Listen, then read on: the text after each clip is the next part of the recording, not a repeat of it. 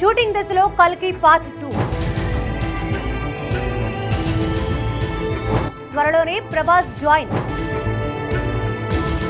ఈ క్రమంలో crazy news viral.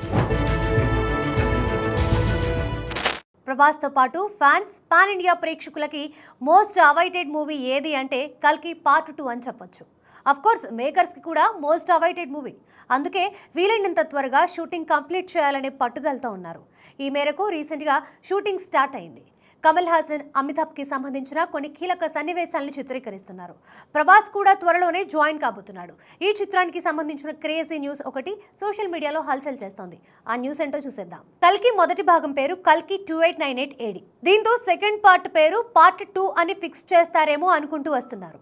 Film Nagar వర్గాల తాజా సమాచారం ప్రకారం కల్కి 2కి కర్నా 3102 BC అనే టైటిల్ని పరిశీలిస్తున్నట్లుగా తెలుస్తోంది. మొదటి భాగంలో ప్రభాస్ క్యారెక్టర్ కర్ణుడిగా రివీల్ అయిన విషయం తెలిసిందే.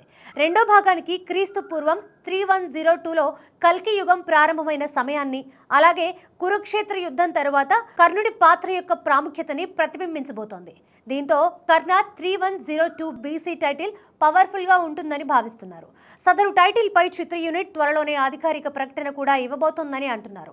ఒకవేళ ఇదే టైటిల్ ఖరారైతే ప్రభాస్ అభిమానులకి ఇది అంతకంటే పెద్ద పండగ అని చెప్పొచ్చు.